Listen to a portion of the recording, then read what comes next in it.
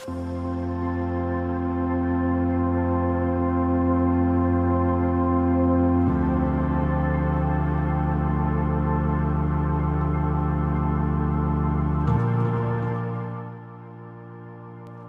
nama saya Zafira Lubis.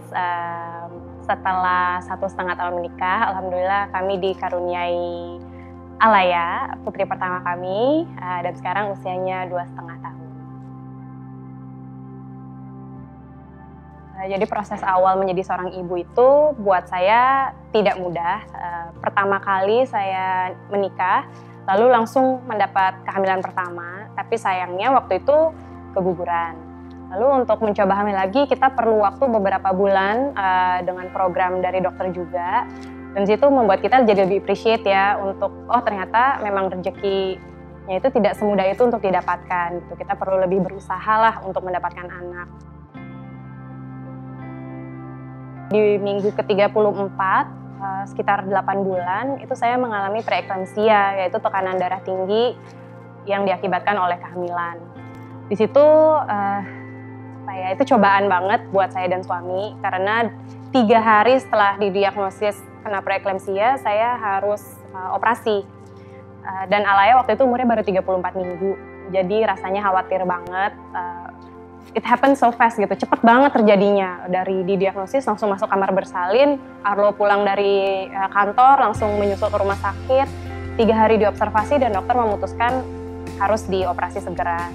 Nah, ternyata setelah operasi itu tidak langsung menghilangkan gejala preeklamsianya, justru saya sempat mengalami kritis dan di situ merasakan banget perjuangan seorang ibu ya antara hidup dan mati. Mau sadar tuh susah banget rasanya, dari yang dokternya bilang harusnya sejam 2 jam kamu udah bisa pulih kembali. Ini saya membutuhkan waktu kira-kira 1 hari lah dari jam 7 pagi sampai maghrib, dan itu sadar enggak, dan mau nanya keadaan Alaya juga susah banget karena ngomong itu susah. Terus para tenaga medis yang ada juga nggak tahu kabar dari kamar bayi, sampai akhirnya sore-sore Arlo suami saya ngotot pengen ketemu untuk ngasih tahu sebenarnya alhamdulillah nih anak kita baik-baik aja gitu. Dan di situ saya selalu berdoa, saya sering kali berdoa sepanjang hari, ya Allah berilah kesempatan saya ketemu sama anak saya gitu. Alhamdulillah meskipun mendapat cobaan saat melahirkan, kayaknya 2, saya sempat masuk ICU dulu, 2 atau 3 hari kemudian akhirnya Alaya dibawa ke kamar. Memang ada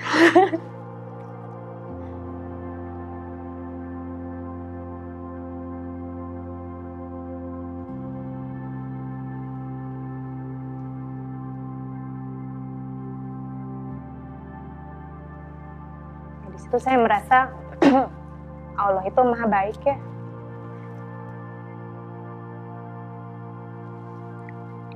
Dengan segala perjuangan saat melahirkan, saya diberi kemudahan saat menyusui. Begitu ketemu sama Alaya, mungkin juga karena sudah 3 hari susunya berproduksi tapi belum dikasih, saya bisa langsung menyusui dia. Cuman yang saya kaget sebenarnya tuh rasa sakitnya. Kayaknya waktu itu saya bilang sama suami, kok nggak ada ya yang bilang bahwa nyusuin itu ternyata sakit gitu.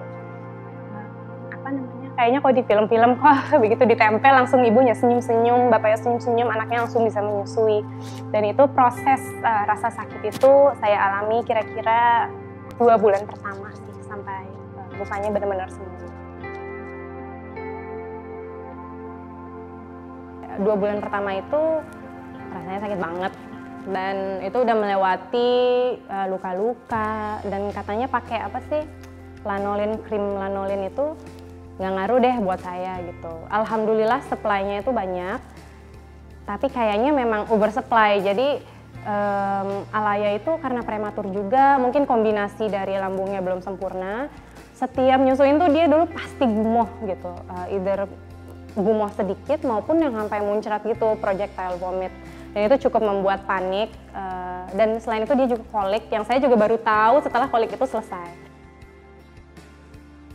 Menjadi ibu itu ternyata membuat saya terus disadarkan untuk tidak menjadi seorang yang sombong hanya karena saya punya anak dan hanya karena saya lebih tua dari dia, hanya karena pengalaman hidup saya lebih banyak dari dia gitu. Justru dari anak kecil ini banyak banget yang saya pelajari hal-hal baru, terutama belajar sabar sih. Dan kalau kata orang sabar itu ada batasnya, saya belajar setelah jadi ibu nggak boleh berbatas sabar itu. Bagi saya, sukses menyusui itu ada pengaruh dari dukungan besar dari suami. Karena tanpa dukungan dia, kayaknya saya mungkin akan menyerah di tengah jalan. Dan itu banyak momen-momen di mana saya hampir menyerah. Karena lelah, karena sakit, karena segala macam deh. Dan selain itu juga dukungan dari keluarga besar, terutama orang tua, mertua, adik-adik, yang semuanya sangat memahami pentingnya ASI eksklusif. Dan untuk itu menurut saya penting juga untuk sebagai keluarga itu sering berdiskusi mengenai manfaat ASI. Selain itu, saya juga terbantu dengan alat-alat pendukung ASI kayak misalnya pompa ASI, cooler bag, freezer ASI.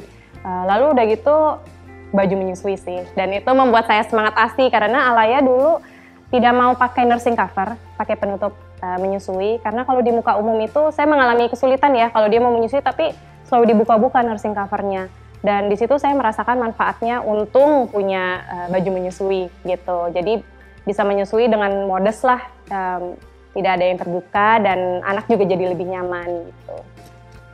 Selamat Hari Ibu untuk semua ibu-ibu di Indonesia. Semangat terus ASINya, jangan lupa selalu mencari dukungan dari orang-orang terdekat, dari suami, orang tua, dan juga sahabat-sahabat yang sudah melewati masa menyusui. Jangan menyerah dan you're not alone. Kita semua menghadapi ini sama-sama.